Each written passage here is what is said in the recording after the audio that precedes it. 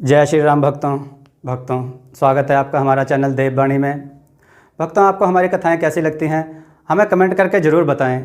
भक्तों, हमारी कथाओं को लाइक अधिक से अधिक करें, इन्हें शेयर करें और हमारे चैनल को अधिक से अधिक सब्सक्राइब करें।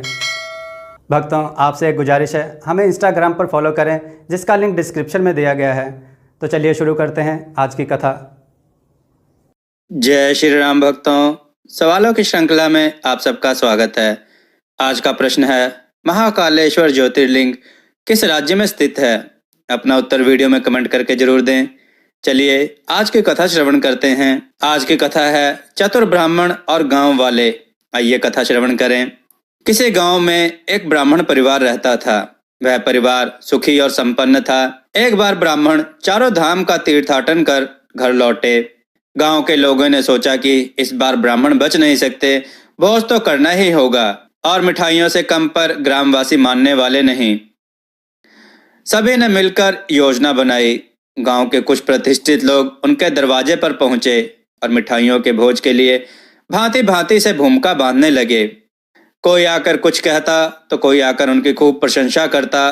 कोई इन्हें अति बुद्धि वाला कहता, कोई इन्हें बुद्धिमान और सर्वश्रेष्ठ कहता। एक ने कहा, आप तो अब पक्के धर्मात्मा हो गए हैं। आपके जैसा पुण्यात्मा कौन होगा जिसने इसी उम्र में चारों धाम की यात्रा पूरी कर ली हो। पैसे रखकर ही कौन सा लाभ, मरने के बाद तो खाली हाथ ही जाना पड़ता है। परंतु बिना ब्रह्म भोज के इस महान तीर्थाटन का क्या महत्व? ब्राह्मण ने असमर्थता प्रकट करते हुए कहा, लेकिन अब मेरे पास तो उतने पैसे हैं ही नहीं। लोगों ने उत्साहित करते हुए कहा, ब्राह्मण देव, ब्रह्म भोज के लिए रुपए पैसे की कमी नहीं रहेगी। आपके सिर्फ हाँ कहने की देर है। आखिर समाज किस दिन के लिए होता है? ब्राह्मण भी उसी समाज में पले बढ़े थे, इसलिए उन्हें चराना खेल नहीं था। जानते थे कि जब तक भोज नहीं हो जाता तब तक तो लोग ग्रामवासी पैसे उड़ेल देंगे, किंतु स्वाद मिटते ही पैसे के तगाते में कलेजे पर चढ़ जाएंगे। ग्रामवासियों की चाल में पड़े तो लोटा थाली भी गिरवी रखना पड़ जाएगा। अभी कुछ ही वर्ष हुए हैं, पिता के श्राद्ध के चक्कर में ग्रामवासियों ने उनकी कैसी हालत कर दी। बंधक सामान छुड़ाने में उन्हें 5 वर्षों में क्या क्या पापड़ न बेलने पड़े, और अब तो जमीन से भी हाथ धोना पड़ जाएगा। वह ऐसा विचार कर रहे थे, फिर भी उन्हें वे दुखी नहीं करना चाहते थे। आखिर मरना जीना उन्हीं के साथ है, इसलिए ना चाहते हुए भी बात रखनी थी। ब्राह्मण ने कुटिल मुस्कान के साथ मूंछों पर हाथ फेरा और हामी भरते हुए कहा, आप लोगों को रुपए पैसे का जुगाड़ करने की जरूरत नहीं है। अब मेरी सरस्वती जाग गई है। मैं कोई ना कोई उपाय कर लूंगा, और आप लोगों को आश्वस्त करता हूं कि मिठाइयों का ही भोज खिलाऊंगा। ग्रामवासी बाग बाग होकर जब उनके दरवाजे से विदा हुए तो उनके खुशी का पारावार नहीं था। इसी आशा में कुछ दिन बीत गए। ब्राह्मण को चादर तान कर सोते देख अब ग्रामवासी चिंता में पड़ गए कि वह भोज को भूल तो नहीं गए। इसलिए बारी बारी से सभी लोग कामों में हाथ बटाने के बहाने याद दिलाने आते थे, किंतु ब्राह्मण यह कहकर विदा कर देते कि आप लोग पहले ही बहुत मदद कर चुके हैं, अभी भी इतना ख्याल रखते हैं, इसके लिए बहुत बहुत आभार।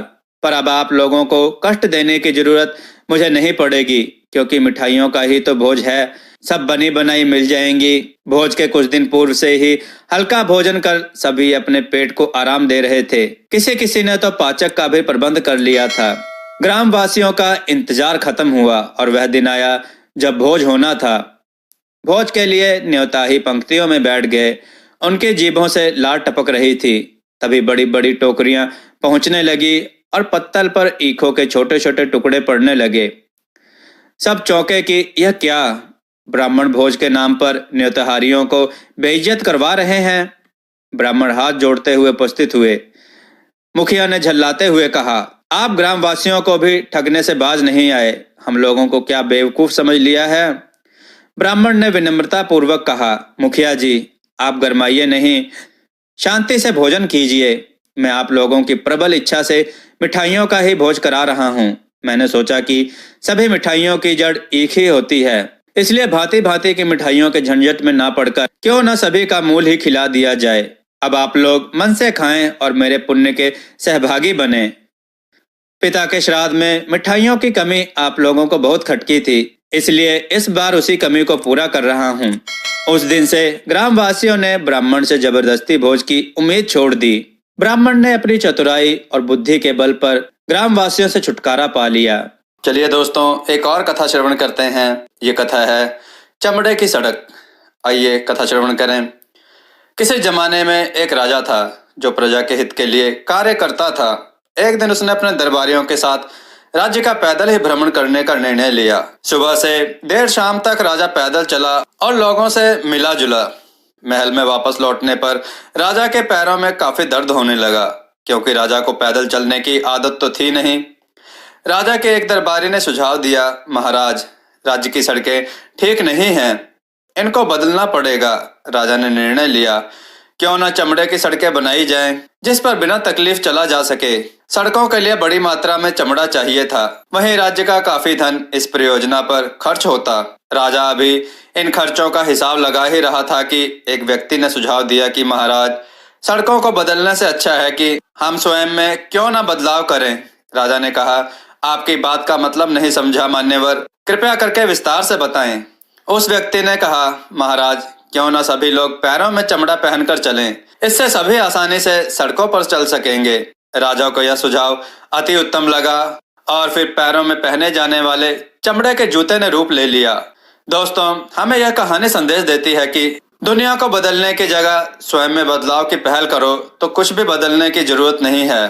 दोस्तों, आपको यह कथा कैसी लगी? अपने विचार और सुझाव कमेंट में जरूर दें। हमारी कथाओं को लाइक करें, हमारे चैनल को सब्सक्राइब करना ना भूलें। हमारे कथाओं को शेयर जरूर करें, जिससे लोगों को अच्छा ज्ञान प्राप्त हो।